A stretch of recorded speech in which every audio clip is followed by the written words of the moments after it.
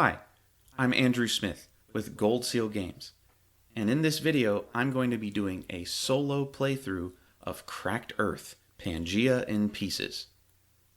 Now this video assumes that you understand the basic mechanics of the things that you can do on your turn, such as shifting tectonic plates or migrating your dinosaurs. Obviously, since this is the solo variant of the game, there's some different things that are happening compared to the multiplayer version. But I'm going to go ahead and explain those as we play. Enjoy! Setup starts with you selecting a color of dinosaur and setting all of the matching dinosaur meeples of that color off to the side. Then you remove 5 tiles from each of the tile periods, B through G, and select one starting tile to place face up in the middle of your play area. On that starting tile, you're going to take 2 of your dinosaur meeples and put them on the land area. Then you're going to draw 1 Cataclysm card from each of the different periods, Triassic, Jurassic, and Cretaceous. I have my cards off to the side, just so we can see the actual tiles and gameplay, but I'll go ahead and put what's on the cards up on the screen here. So each of the cards is going to have 2 sections, one marked Survival and the other marked Cataclysm. The first card that I draw is from the Triassic Period, and the survival condition is you must control at least 4 continents. What that means is when the Asteroid Tile comes up in the late Triassic Period, so that'll be the first asteroid, I need to be controlling at least 4 continents, so I have to have dinosaurs on each of those 4 continents. If I don't, I automatically lose the game. If I do meet that condition, then the Cataclysm happens, which is something that kind of sets me back. So what will happen is, if a continent contains only 1 dinosaur, I have to remove that dinosaur. Essentially, the goal of the game is to make it through all 3 asteroid strikes, meeting all survival conditions and being able to survive all cataclysms so that you have at least 2 dinosaurs remaining after you've resolved all cataclysms and survival conditions. That way you know that your species can carry on. So let's go ahead and get started here. Essentially, the focus of the moves that I'm going to be making are to meet these survival conditions and to also set myself up to be able to survive any of the cataclysm events that occur.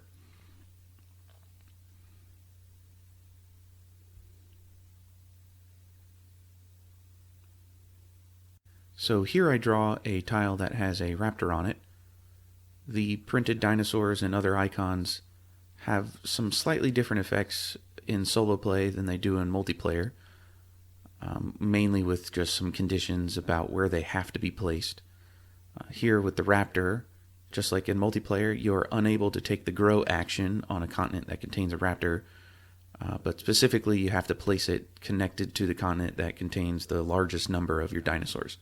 So here I've really only got 1 continent that has dinosaurs on it right now, so it has to be connected to that landmass. And unfortunately, this is the only place that I have dinosaurs, so I won't be able to grow anymore until I get a new tile out. I'm just choosing which orientation to put the tile that would make it a little bit easier for me to shift it away in later turns. Since I can't grow my herd, I want to kind of push that tile away from any existing tiles that have dinosaurs on them already. I'm going to go ahead and speed up this next part here, and you might see my hands fly all over the place. When I play through solo modes, I kind of like to talk to myself here and think out loud a little bit, but remember, my goal is to make sure that I have 4 continents with dinosaurs on them, and to make sure that I don't leave any dinosaurs by themselves, otherwise the cataclysm for this round will make me lose that dinosaur. Anything that kind of pops up that might be interesting, I'll kind of slow the video back down and talk about it, but for now, just go ahead and see if you can follow along. And of course, if you have any questions about any decisions I made or anything like that, feel free to post them in the comments or ask me about them.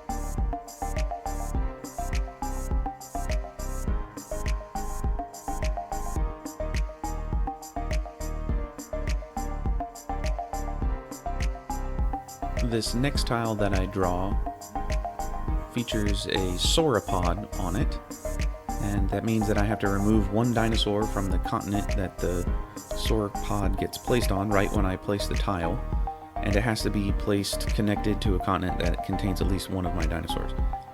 I do want to note that the sauropod has since been replaced by the Dilophosaurus, so this art's a little bit outdated. It's kind of a prototype shot here, but yeah, I'll go ahead and place that here, which means I have to remove at least one of the dinosaurs that's on that continent. So carrying forward, my focus is to make sure that I have dinosaurs on at least 4 continents, and try not to leave any of them by themselves, since the Cataclysm will make me remove any dinosaurs that are by themselves. So, unfortunately, I do have one here that's by himself, so depending on when the asteroid comes out, he may or may not get removed. Alright, so of course there's the asteroid. Now I just basically need to check the conditions to see if I met the survival requirements. So I have 1, 2, 3, and dinosaurs on 4 continents, so that's good. And then I've got to remove any dinosaurs that are by themselves, so I've got to take this guy off here. Next, I'll flip over the Cataclysm card from the Jurassic Period, and the survival condition on that is that I must not have any dinosaurs located on a continent that contains a raptor or a sauropod, and then the Cataclysm is that I have to remove one of my dinosaurs for every sauropod located anywhere on the map. And the way this works is essentially in order, so first the Triassic, then the Jurassic. I'll have to check to make sure that I meet each survival condition, and if I meet both of those, then I'll resolve the Cataclysms from each card in order as well. If I don't meet either of the survival conditions, then I lose, and if resolving any of the Cataclysms makes me drop below 2 dinosaurs total on the map, then I also lose. When I look at the combined requirements of both of the Cataclysm cards that are active now, I have to have dinosaurs on 4 different continents, and those 4 continents cannot have sauropods or raptors on them. And in fact, I can't have dinosaurs on any plates or continents that have sauropods or raptors on them. So I've got to work to make sure that I disconnect any of these tiles that have raptors or sauropods from the continents that I'm occupying, while I also have to make sure that I'm still maintaining control of at least 4 continents.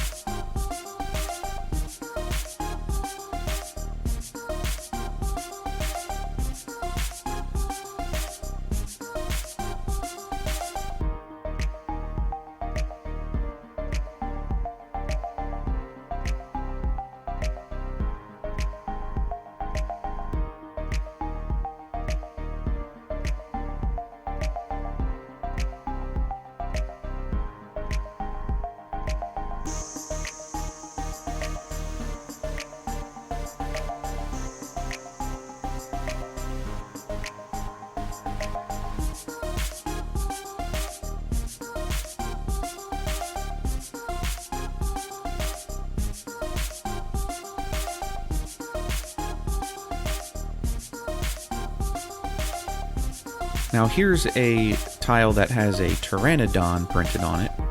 Not all of the printed dinosaurs are terrible. This one actually lets you relocate 2 of your dinosaurs to the plate that has the pteranodon printed on it. So this is really helpful for making sure that you're not violating any of the survival conditions on the Cataclysm cards.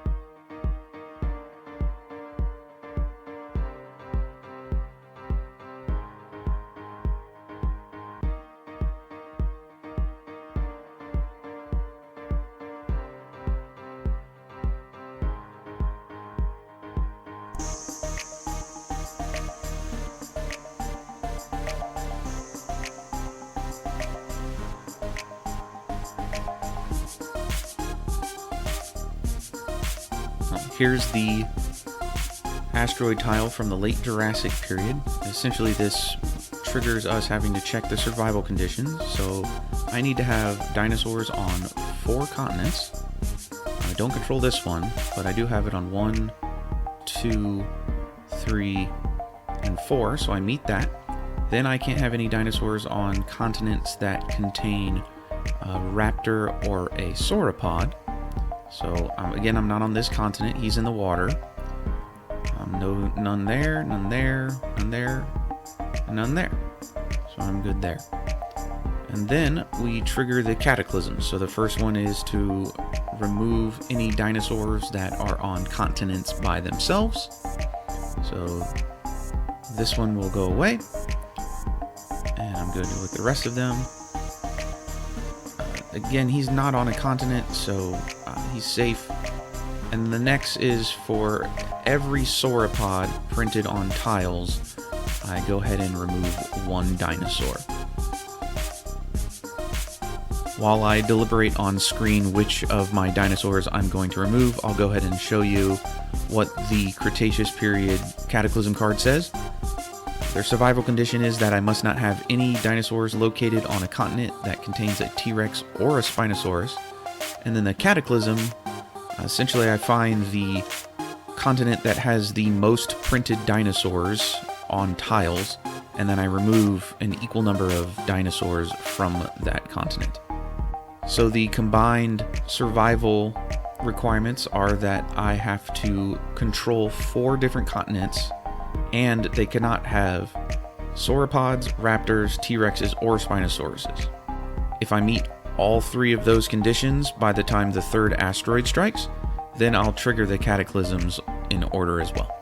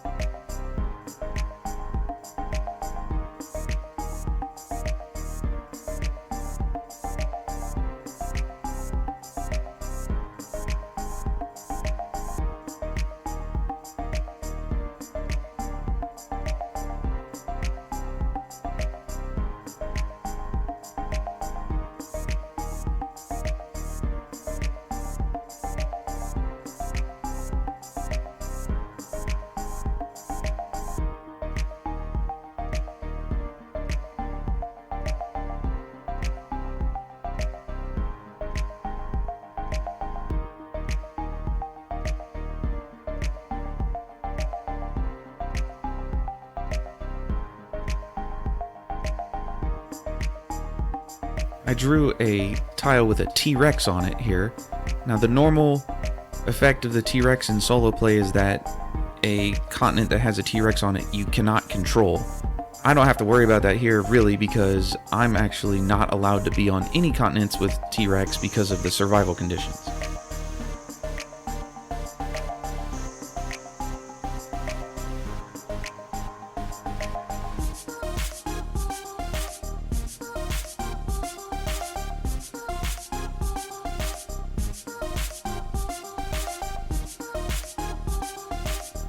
This next tile I draw has a Spinosaurus on it, and the tile has to be connected to the continent that has the most dinosaurs on it, and then I have to remove 2 dinosaurs from that continent.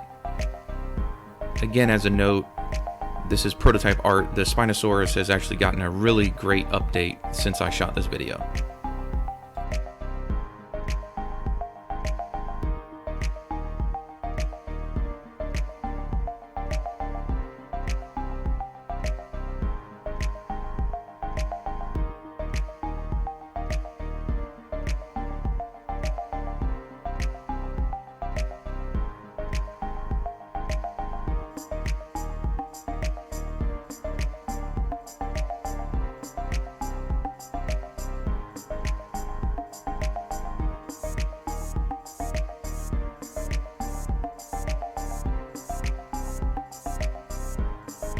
So you're going to see me kind of counting out some spaces, trying to figure out how many movement it's going to take to get to particular areas of the map. The reason I'm doing that is I'm just kind of anticipating some bad stuff coming out, and we're nearing the end of the draw stack, so kind of wanted to make sure I was aware of how much time I had. So yeah, here we go. So I drew the Spinosaurus, and remember, it's got to be placed so that it's connected to the continent that contains the most dinosaurs. Now there's a tie, so I get to pick here. So I was considering doing the one here at the top of the screen. That one dinosaur is actually in the ocean, so there's only 2 dinosaurs on that continent. And then the one here at the bottom of the screen near my hand, where that's holding the tile, has 2 as well. So I'm not too sure where I want to put it. I'm just kind of visualizing what should go where here.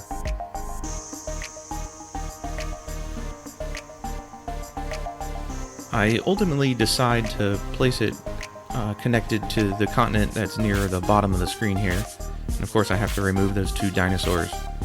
Now I am essentially holding out for the idea that I can move this dinosaur here, get it onto land, and hopefully place a tile that allows me to shift that Spinosaurus away. As long as the asteroid doesn't come up next round, of course. And in classic fashion, of course, the asteroid shows up right when I don't want it to. So checking the survival conditions, I control 4 continents.